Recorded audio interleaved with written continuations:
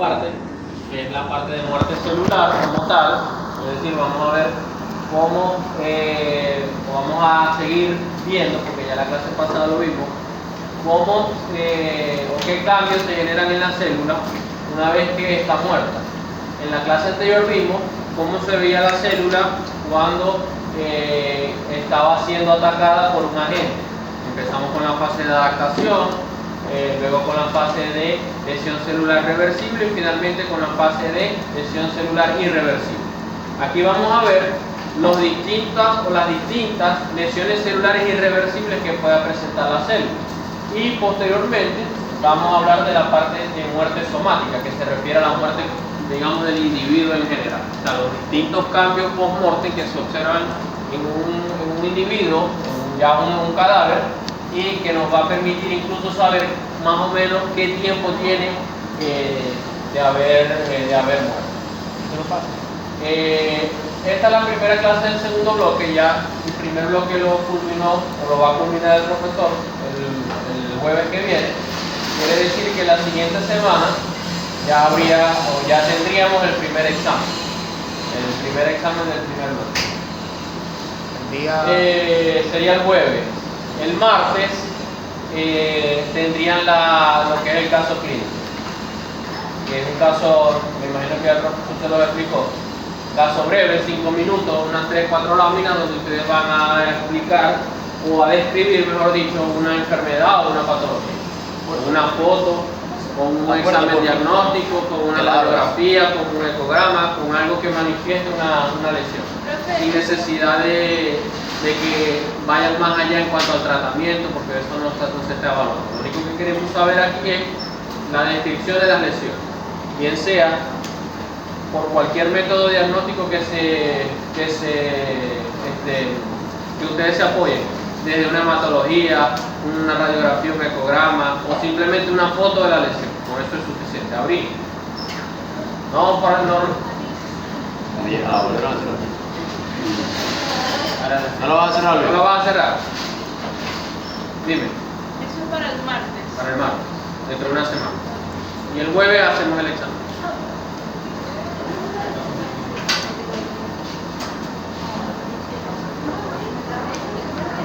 Entonces aquí refrescando un poquito lo que le comentaba la clase de mi anterior, hablábamos de que las células estaban en homeostasis, es decir, que estaban en equilibrio, estaban en perfecto estado de salud y mantenían sus funciones normales, en unas condiciones físico-químicas adecuadas para su funcionamiento. Cuando esa célula sufre un ataque de algún agente externo, puede ser, como lo vimos en la clase anterior también, endógeno, puede ser exógeno, esta homeostasis o ese equilibrio se rompe y la célula entra en un proceso de adaptación. Primero trata de adaptarse a ese agente que la está atacando, que fue lo que vieron con el profesor Camacho, con lo que era la degeneración hidrópica, la degeneración grasa, la degeneración de carbohidratos, la degeneración de proteínas. Esa es la fase de adaptación. La célula en ese momento trata de adaptarse para soportar el daño a la cual está siendo sometido por un agente, ya sea externo o interno. Y no solamente agentes, hablamos también de cambios ambientales. Por ejemplo, lo veíamos también en la clase anterior: altas temperaturas, temperaturas muy bajas, presiones atmosféricas muy altas, cualquier cambio ambiental.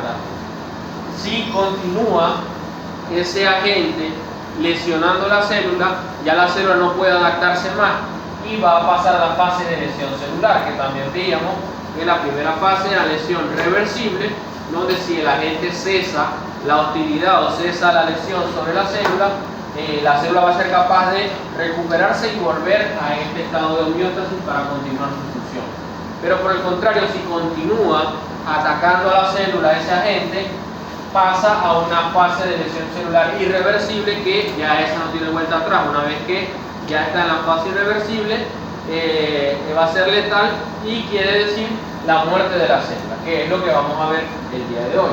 Básicamente, cuando la lesión era reversible o cuando la célula se estaba adaptando, entra en fase de degeneración, que fue la clase que vieron con el profesor.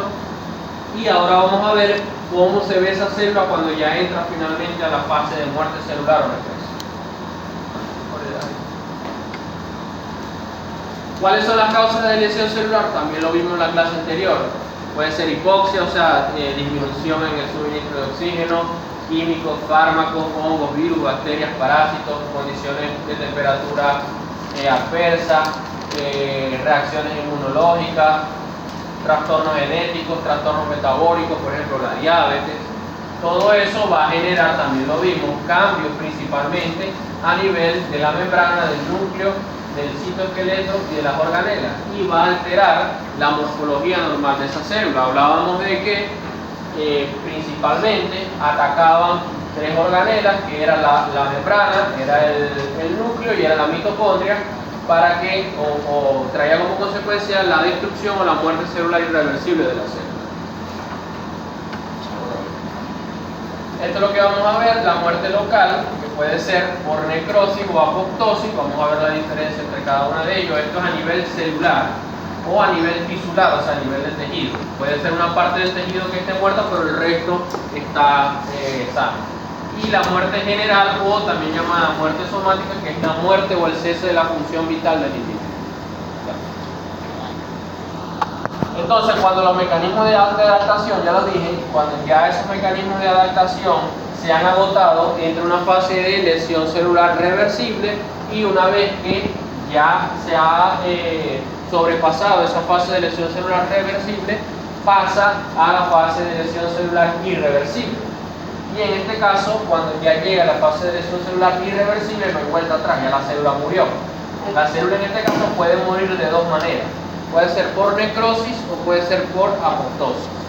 En el caso de la necrosis, ya lo veíamos también un poquito en la clase anterior, son cambios morfológicos que siguen a la muerte celular. Es decir, una vez que la célula muere o un conjunto de células muere, esto va a traer como consecuencia la muerte del tejido.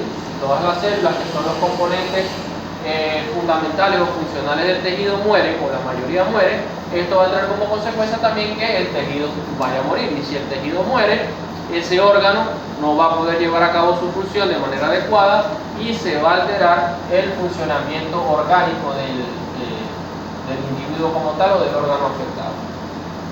Vamos a ver que hay principalmente daños a nivel del núcleo, a nivel de la mitocondria y a nivel de la membrana plasmática.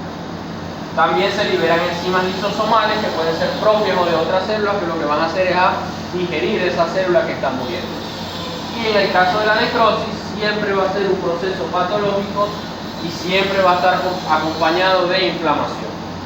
¿Por qué? Bueno, porque el proceso de necrosis, en ese momento en que la célula está muriendo, activa un conjunto de citocinas que estimulan la llegada de células inflamatorias hacia el sitio. ¿Y qué van a hacer esas células inflamatorias? En primer lugar, tratar de destruir al agente que está provocando esa necrosis o esa muerte celular.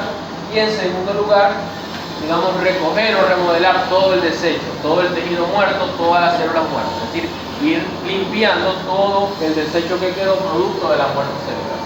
Importante aquí que la necrosis es un proceso patológico, porque en el caso de la apoptosis no es un proceso patológico, normalmente es un proceso fisiológico. En el caso de la apoptosis es una muerte celular programada.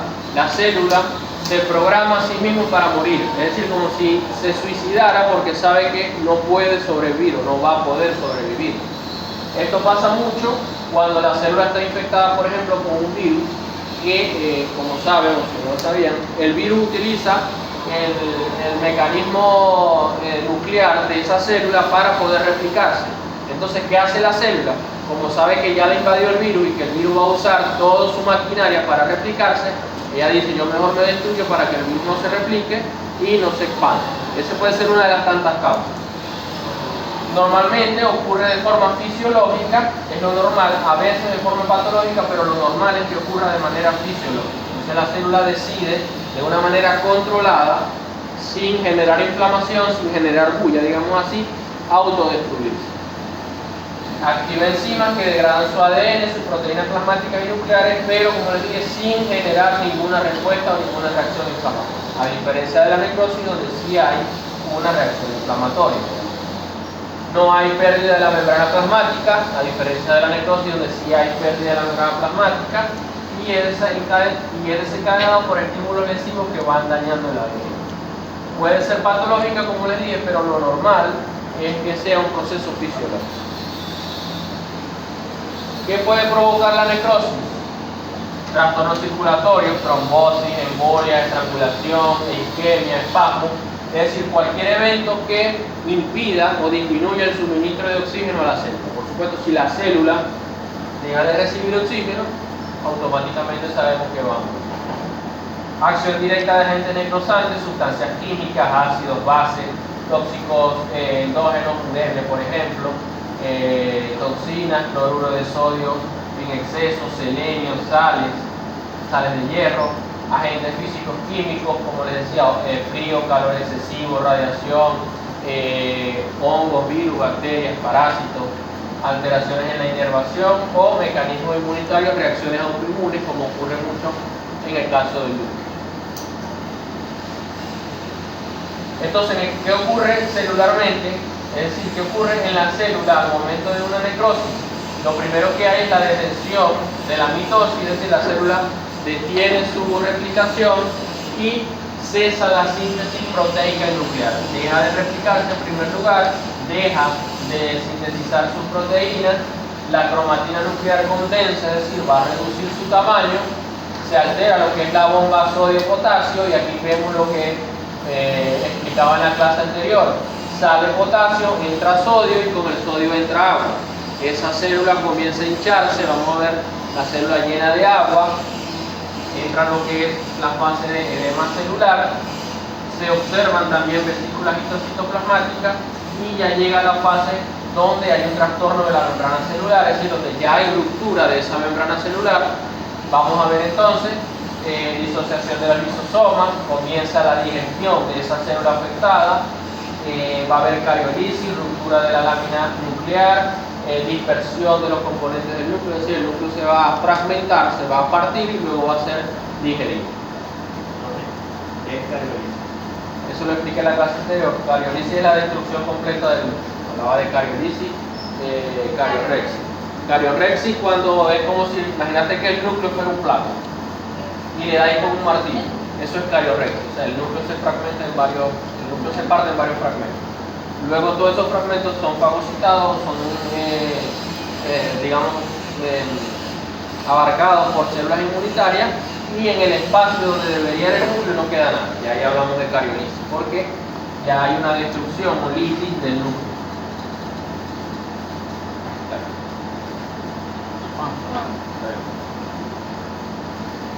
¿Qué vamos a ver en la célula? También lo explicaba en la clase anterior. La célula va a estar tumefacta, es decir, aumentar de tamaño, al igual que el citoplasma, las mitocondrias.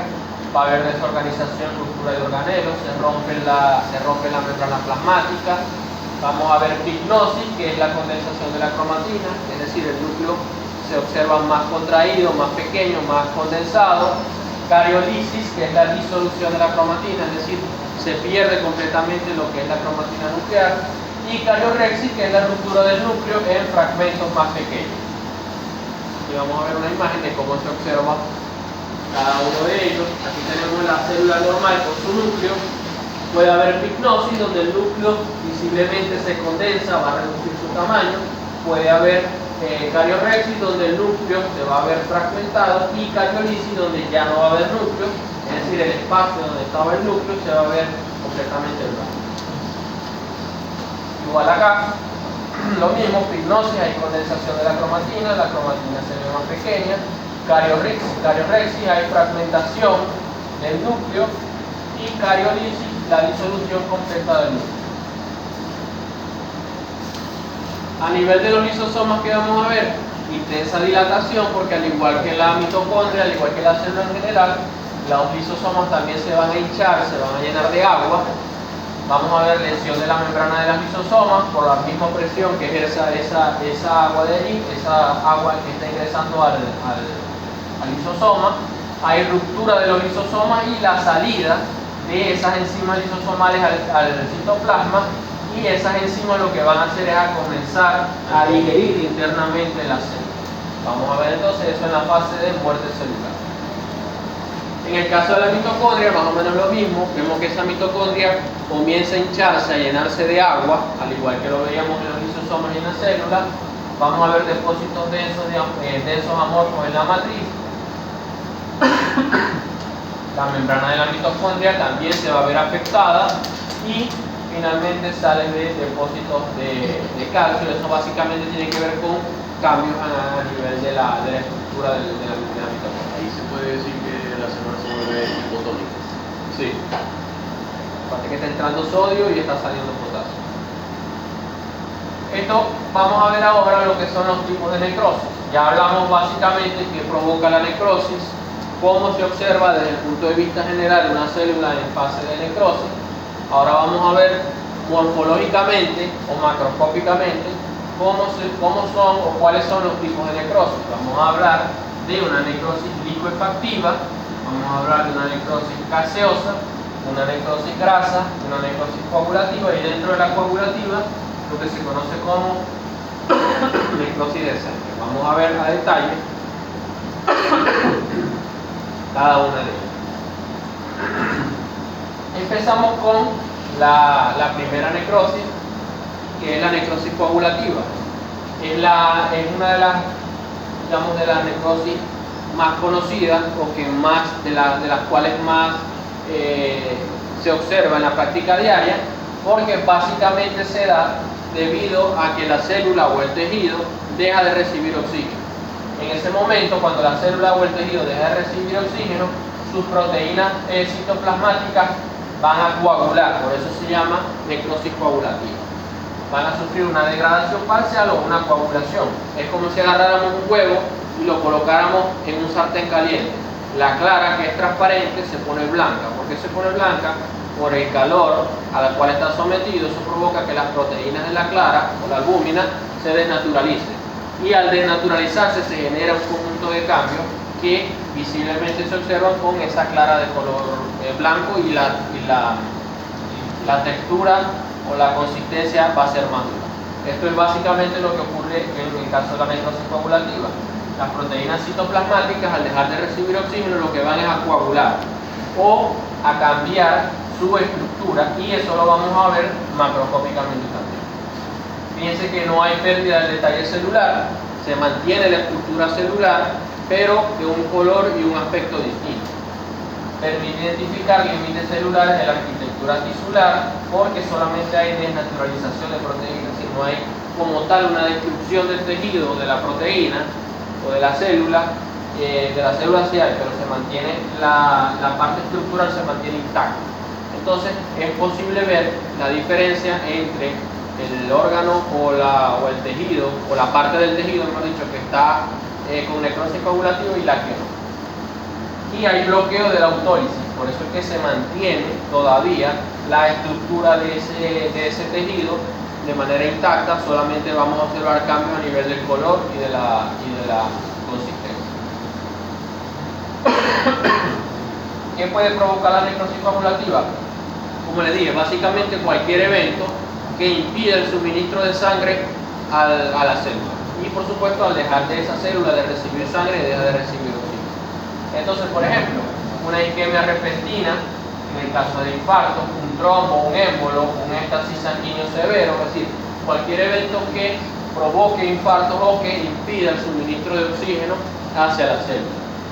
Puede ser isquemia por vasoconstricción, en caso de congelación, cuando hay baja temperatura, hay una vasoconstricción severa y el vaso sanguíneo al estrecharse o al reducir su tamaño impide o disminuye el aporte de oxígeno. Algunas toxinas de hongo, ergotamida producidas por Claviceps paspalis, toxinas bacterianas, como el caso del Fusobacterium necrophorum. Este Fusobacterium necrophorum comúnmente es el que se ve a nivel de las lesiones o de la dermatitis.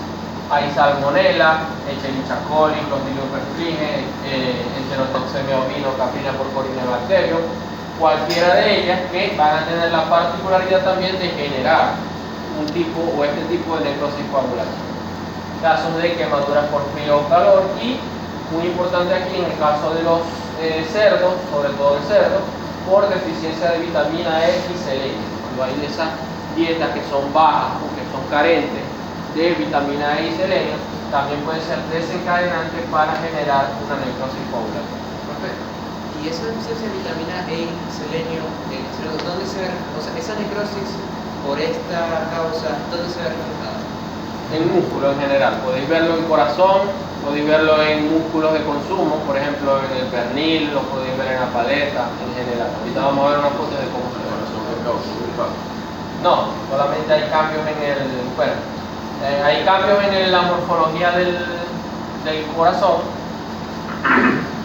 pero te puede predisponer, esa parte afectada, te puede predisponer a pericarditis. Entonces, normalmente no muere por infarto, sino por pericarditis.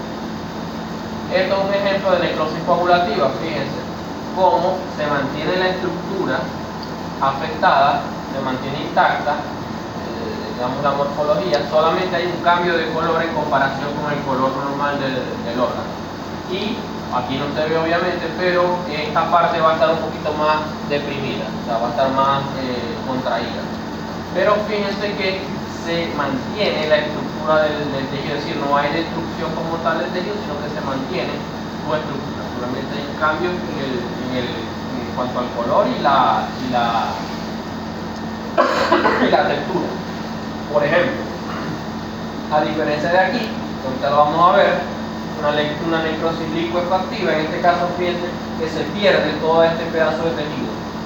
Aquí se hablamos de necrosis licuefactiva porque hay una destrucción completa de todo lo que es este tejido. Entonces, aquí va a faltar el tejido y fíjense que aquí no falta, aquí está el tejido intacto, solamente que hay un cambio de color. Microscópicamente podemos trazar una línea entre el tejido sano y el tejido lesionado. ¿Cómo sabemos cuál está sano y cuál está lesionado? En el caso del sano, fíjense el glomérulo que está acá, la cantidad de células bien distribuidas acá, igual acá a nivel de los túbulos renales, pero de aquí para acá, que sería la parte con necrosis coagulativa, fíjense que se ve un poquito más opaco, con una menor cantidad de células, los túbulos renales ya no están revestidos por sus células y es como si agarráramos un borrador y borráramos las células. O sea, se va a ver completamente la diferencia entre el tejido sano y el tejido lesionado.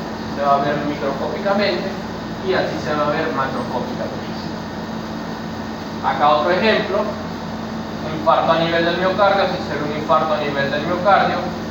Básicamente lo sacamos por el color, de un color mucho más, de un rojo más pálido, un rosado, que es exactamente en el sitio donde ocurrió la muerte celular. Y microscópicamente vamos a ver lo mismo. Fíjense primero el color de las fibras musculares, un rosado más intenso, en comparación con las fibras musculares que están degeneradas, que están muertas. Asimismo, a nivel de las fibras musculares se ve como un espacio en blanco por la misma degeneración de esas células que ya están muriendo. Además que, como les dije, cuando hay necrosis hay infiltración o hay inflamación. En este caso hay un leve infiltrado inflamatorio, que se ve por acá, porque recuerden que les dije que llegan las células inflamatorias a remodelar o a limpiar, digamos así, todas las células o el tejido muerto. Otro ejemplo, necrosis coagulativa por necrobacilosis. Todos estos puntillados que ustedes ven acá amarillo corresponden a necrosis coagulativa. Igual allá en el caso del vaso, en la punta del vaso, vemos que se observa de un color llamativamente distinto a lo que es el color normal del vaso. Se mantiene la estructura del órgano, la estructura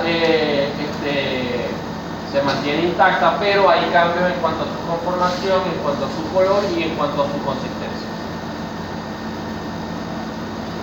¿Qué vamos a ver macroscópicamente? El tejido, como les dije, conserva la arquitectura, se mantiene la arquitectura, el área lesionada se torna de un color mucho más pálido dependiendo del órgano afectado. Si es corazón, vamos a ver de un color rosado más pálido, por ejemplo. En el caso del vaso lo vamos a ver de un color más bien amarillento. Incluso se puede ver grisáceo, pero bien delimitado. Es decir, muy bien podemos diferenciar la parte que sufrió la necrosis coagulativa y la parte que está sana. Igualmente la consistencia se torna firme, seca, y como les dije, el área que está afectada, que sufrió necrosis, puede estar un poquito más deprimida o más contraída. Y microscópicamente, como lo veíamos en la lámina anterior, se conserva la arquitectura tisular, pero hay pérdida del detalle celular, es decir, hay pérdida de las células, se pierden esas poblaciones de células que estaban allí, se ve homogéneo, de color uniforme, y se pueden incluso observar cambios citoplasmáticos y nucleares, pero obviamente con mayor aumento, y no lo vamos a ver en la foto. Dentro de la necrosis coagulativa está una necrosis o degeneración de Senker. Es importante que sepan que la necrosis o degeneración de Senker es un tipo de necrosis coagulativa. A diferencia de las otras necrosis, donde veíamos que la principal causa era digamos la falta o la interrupción en el suministro de oxígeno, en el caso de la degeneración de Senker se da por deficiencia de vitamina E y selenio en la dieta. En este caso, un tipo de necrosis coagulativa que se va a observar a nivel de músculo estriado esquelético y cardíaco. Lo vamos a ver tanto en los músculos esqueléticos como en el músculo cardíaco. Las fibras musculares se van a observar hialinas, es decir, se van a observar como de un color rosado muy pálido, principalmente en rumiantes, también se observa mucho en cerdos, y se le conoce como la enfermedad del músculo blanco, porque precisamente esa apariencia hialina que genera esa degeneración o necrosis de Senker hace que macroscópicamente el músculo afectado se observe de color blanco, se observa de un color blanquecino. Por supuesto, si comparamos las especies, en el caso del cerdo, como la carne del cerdo es un poco más rosada, no se ve tanto la diferencia, aunque sí se ve en comparación con el rumiante, donde la carne es más roja, ahí sí se va a ver más marcada la diferencia. Pero se debe principalmente, o la causa es la deficiencia de vitamina E y selenio. Macroscópicamente, ¿qué vamos a ver? Un músculo pálido, blanco, reseco, con estrías longitudinales, y a veces puede haber deposición de calcio. O sea, que en el sitio donde se ocurrió o donde se ha llevado a cabo esa necrosis de Senker, vamos a ver como la presencia de una tiza, como si agarráramos tiza o yeso y lo rayara. En el caso microscópico, en la parte microscópica, vamos a ver que las fibras musculares se van a observar con una apariencia hialina, como les decía, de un color rosa pálido, rosa brillante, sin estrías, con núcleos basófilos de un color más, de un morado más intenso y más pequeño. Fíjense acá, esto es el caso de un corazón que sufrió necrosis de Senker. Debería ser de este color, de un color rojo, y toda esta área que vemos acá se ve de color más blanco. Por ejemplo, acá, todo esto que vemos acá. Por eso se le llama enfermedad del músculo blanco, porque la zona donde ocurrió esa necrosis de Senker la vamos a ver de color blanco. Acá otros ejemplos. Ya lo veníamos adelantando, lo que es la enfermedad del músculo blanco. El músculo afectado, o la zona donde se va a ver afectada, se va a ver de un color más pálido, un rosado más brillante, más pálido. Y otro ejemplo allá en el caso de la necrobacilosis, otro de los agentes causales de la necrosis coagulativa.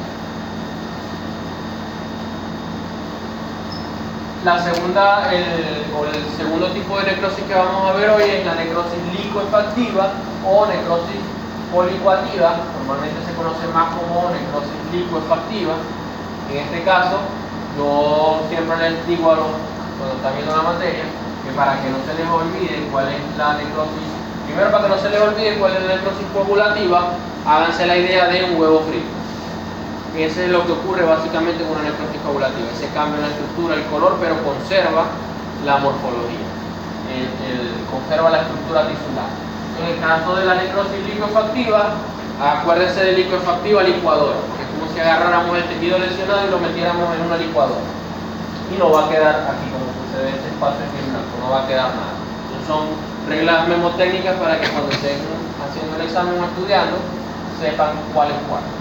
Se caracteriza por la desintegración del material necrosado, por eso les decía, se licúa todo el material que está necrosado, hay una desintegración, una destrucción completa.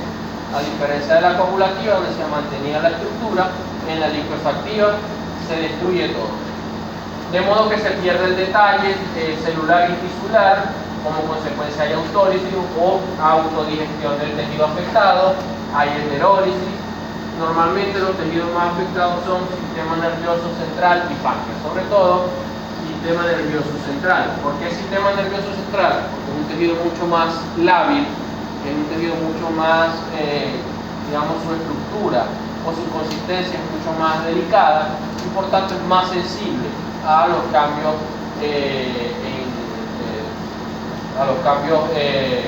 celulares. Puede ser provocado también por hipoxia, por anoxia, por isquemia a nivel del sistema nervioso, por ejemplo, un accidente cerebrovascular donde se interrumpe el suministro de oxígeno. En el caso de algunas bacterias piógenas como el estreptococo, estafilococo, corinebacterio. También traumatismos en tejidos con gran cantidad de enzimas como el páncreas o el estómago. Al momento de haber esa destrucción o ese golpe a nivel de esos órganos que contiene gran cantidad de enzimas, esas enzimas se liberan y comienzan a autodigerir el tejido. Y al momento de autodigerir el tejido, lo que van es literalmente a comerse el tejido afectado. Macroscópicamente, ¿qué vamos a ver? Ya les decía acá, pérdida completa de la estructura del detalle celular, puede estar acompañado de material purulento, que es lo común, es decir, puede estar acompañado de pus, y ese pus puede ser líquido, puede ser semilíquido, puede ser cremoso, dependiendo de la consistencia que tenga, puede ser amarillo, puede ser verdoso si está acompañado por infecciones bacterianas secundarias, incluso puede verse hasta de color negruzco, de color grisáceo, de color rojo, a veces cuando está mezclado con la sangre. Puede estar disperso en los tejidos, es decir, flegmón. Cuando está disperso a nivel del tejido se conoce como flegmón. ¿Cómo vamos a ver un flegmón? Es una capa de tejido, una capa de pus, una capa de tejido, una capa de pus, una capa de tejido, una capa de pus. O sea, va a estar distribuido perfectamente a nivel del tejido. ¿Ah? No, como un pastillo. No lo quise decir para que pero es básicamente eso. Capas de pus entre las capas de tejido. Disperso en alguna cavidad natural, por ejemplo en piema, cuando hay depósitos de pus en cavidad torácica, depósitos de pus en cavidad abdominal o depósitos de pus en cavidad articular. Cuando cae en alguna cavidad se conoce como piema. O lo más común, delimitado por una cápsula del tejido conectivo, que es lo que se conoce como acceso. Se forma una cápsula de tejido fibroso que envuelve completamente ese contenido purulento y lo aísla del resto.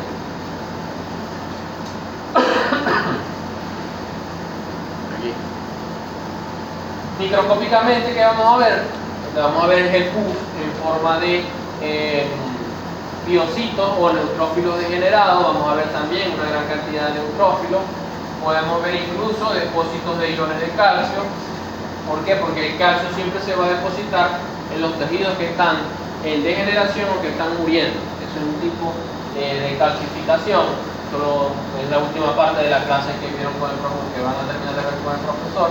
Cuando un tejido está en degeneración o está muriendo o está muerto, pueden haber depósitos de calcio. Entonces en ese tejido muerto lo que vamos a ver es como tizas rayadas sobre el tejido. Vamos a ver pérdida completa del detalle tisular, lo que queda es una sustancia amorfa o eosinófila, un color rosado. También vamos a encontrar abundantes polimorfos nucleares, principalmente neutrófilos y biocitos, algunos macrófagos. Y en el caso de los accesos, vamos a ver perfectamente la cápsula fibrosa que va a delimitar el acceso.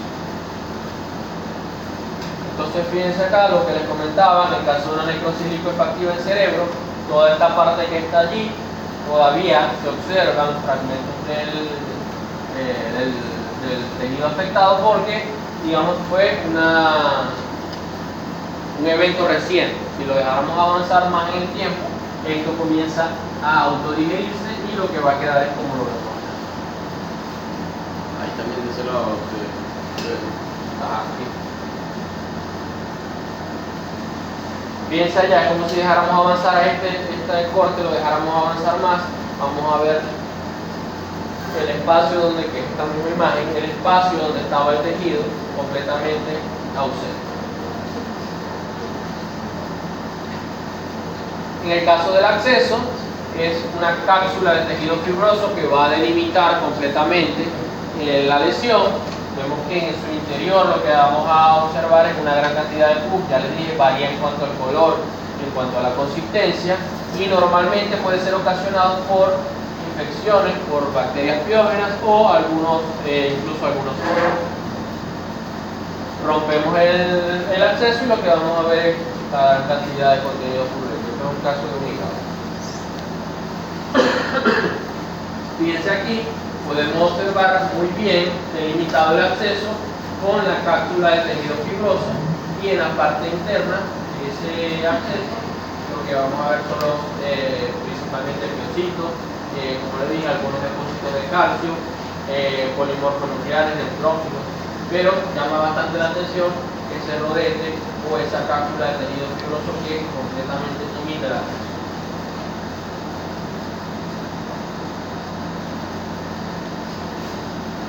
Igual acá, en el caso de un acceso en el pulmón, fíjense que se delimita completamente. Esto que ustedes ven aquí, que parece como una esponja, es el tejido pulmonar sano. Acá vemos cómo está rodeado por una cápsula de tejido fibroso, todo esto que vemos acá. Y en la parte más interna de ese acceso lo que vemos es ese aspecto eosinófilo o de color rosado. Cuando hablamos de eosinófilo no quiere decir que hay eosinófilos aquí.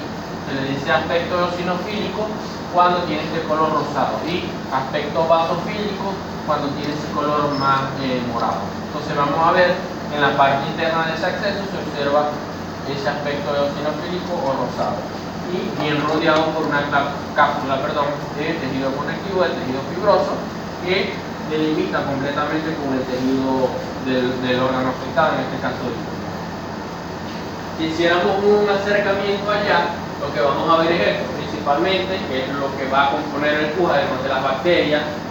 Vamos a ver polimorfos nucleares, vamos a ver neutrófilos muertos o en degeneración, que son los llamados piocitos, que están conformando todo lo que es, todo lo que está integrando el interior de esa célula.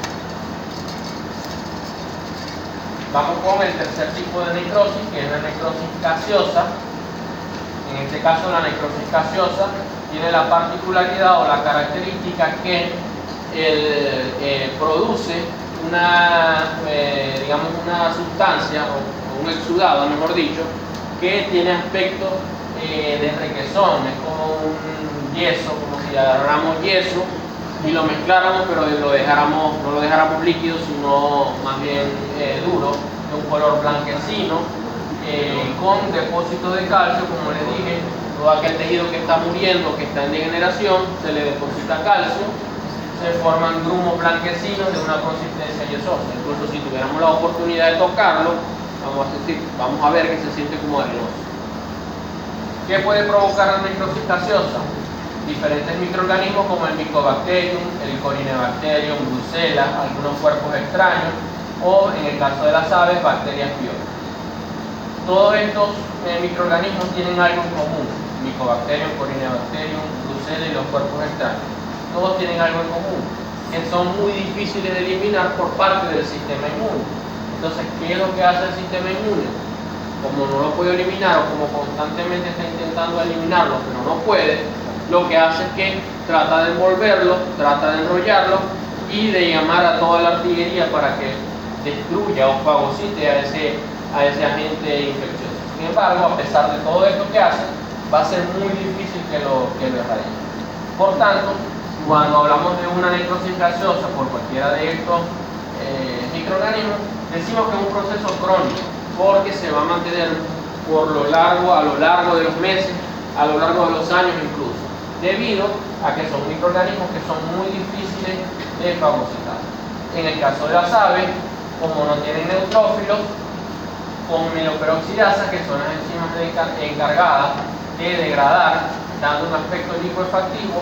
De igual manera, en este caso en el ave, al carecer de esa mieloperoxidasa, va a ser básicamente lo mismo. Tratan de envolver a ese agente infeccioso, tratan de aislar a ese agente infeccioso y comenzar a atacarlo. Pero en el caso de las aves va a ser también muy difícil poder destruirlo.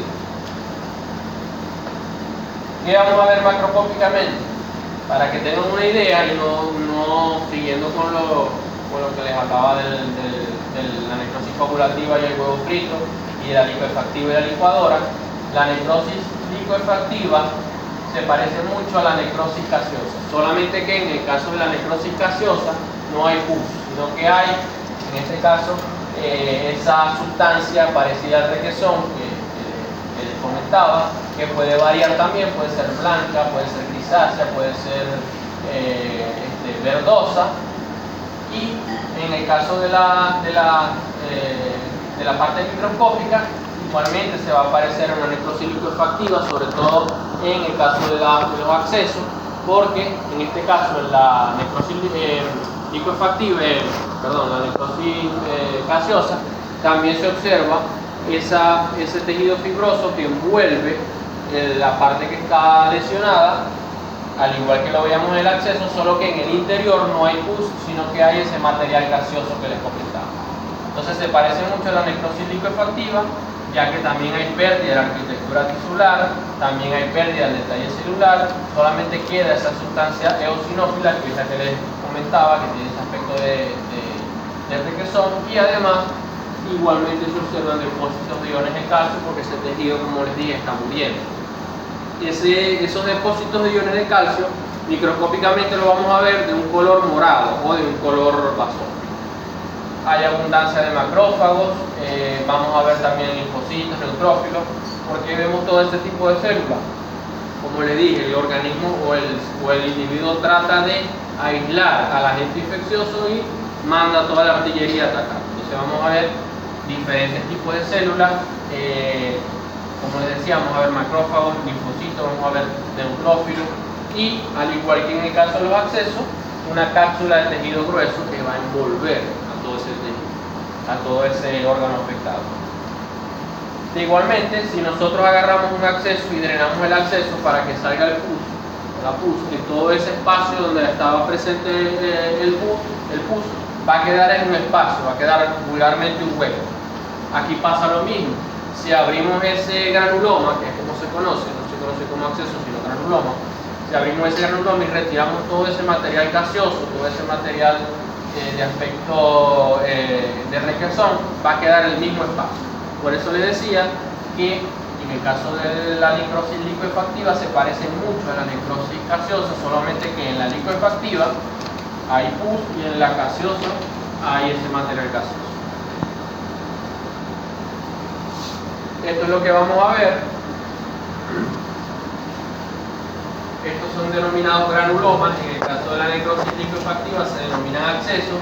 En el caso de la necrosis gaseosa lo llamamos granuloma. Aquí tenemos uno, aquí tenemos otro, aquí tenemos otro más pequeño.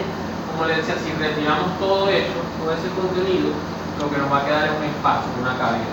Pasa lo mismo que en el caso del acceso. Si cortamos el acceso y drenamos toda la pus, va a quedar ese espacio.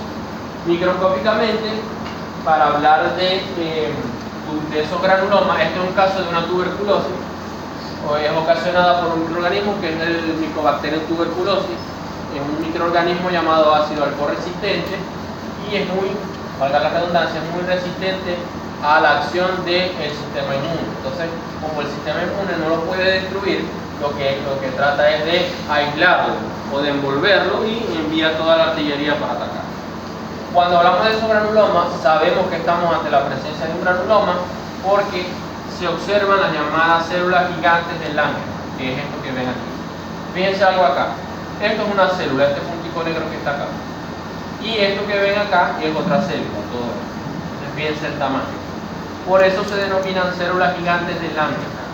¿Y qué quieren decir esas células gigantes del Langerhans? No son más que varios macrófagos activados que comienzan a unirse o a fusionarse. Como no pueden destruir al microorganismo, comienzan a unirse o a fusionarse unos con otros para formar una célula de mayor tamaño que tenga la mayor capacidad de fagocitosis. Sin embargo, de igual manera, no es suficiente para poder destruir al microorganismo. Entonces, ¿qué vamos a ver característicamente en esa célula gigante? La gran cantidad de núcleos, se habla de 25-30 núcleos porque hay unas 25-30 macrófagos que se fusionaron, que se unieron y formaron esa célula gigante. Indudablemente, cuando veamos una célula gigante, automáticamente ya sabemos que estamos ante la presencia de un granuloma. Y Y si es el pulmón, lo más probable es que sea una tuberculosis. Acá otro ejemplo, una linfadenitis gaseosa, esto en el caso de un ganglio linfático. Vemos acá de igual manera todo el tejido o todo el órgano invadido por ese contenido gaseoso. Si retiramos todo ese exudado gaseoso, todo ese contenido gaseoso, lo que nos va a quedar es un espacio donde solía estar el tejido. Igual acá, también a nivel del pulmón, un granuloma más pequeño, donde se observa ese material gaseoso. Si fuera necrosis liquefactiva, esto no sería contenido gaseoso, sino acá otro ejemplo de una necrosis gaseosa. Esto es a nivel de pulmón también, y microscópicamente vamos a observar desde la parte interna del granuloma, donde se va a ver un color más intenso, un color más morado más intenso, hacia afuera, donde va a estar rodeado por una cápsula de tejido fibroso, tal como se veía en el caso de la necrosis liquefactiva y los gases. El otro tipo de necrosis, que es la necrosis grasa, también llamada esteatonecrosis, es un tipo de necrosis que principalmente se da a nivel de los depósitos de grasas naturales, es decir, a nivel del subcutáneo, donde hay una gran cantidad de grasa, a nivel del mesenterio, a nivel del páncreas, a nivel de la glándula mamaria, alrededor del riñón con la grasa perirenal, a nivel del surco coronario, donde el corazón también puede estar recubierto de una gran cantidad de grasa. Y principalmente se debe a la acción de lipases. Esto es otra característica que es importante saber. ¿Cuáles son los órganos más afectados por cada una de las necrosis? Por ejemplo, en el caso de la necrosis coagulativa, ¿qué órganos se ven más afectados? Corazón, riñón, músculo. En el caso de la necrosis liquefactiva, cerebro, sistema nervioso central, la piel, incluso cuando se forma un absceso, el páncreas. En el caso de la necrosis gaseosa, pulmón, hígado, que vemos ahí también. Y en el caso de la necrosis grasa, o esteatonecrosis, tejidos u órganos que tengan una gran cantidad de grasa, como les hablaba, el tejido subcutáneo, el mesenterio, alrededor de la grasa perirenal, glándula mamaria y el páncreas. No, el hígado no. ¿Qué puede provocar una necrosis grasa? Una pancreatitis necrótica aguda. Recuerden que la necrosis grasa se debe a la acción de lipases. Entonces tiene que haber un evento donde las lipases sean liberadas hacia el exterior o hacia el tejido. Entonces, por ejemplo, una pancreatitis o una inflamación del páncreas va a hacer que esas lipases se activen, se liberen y van a destruir el propio tejido. Necrosis traumática de las grasas posterior a un trauma a nivel de glándula mamaria, sobre todo se ve mucho en vacas lecheras. Posterior a una glándula mamaria, la glándula se va a necrosar. Inflamación aguda debido a enzimas lisosómicas de los neutrófilos.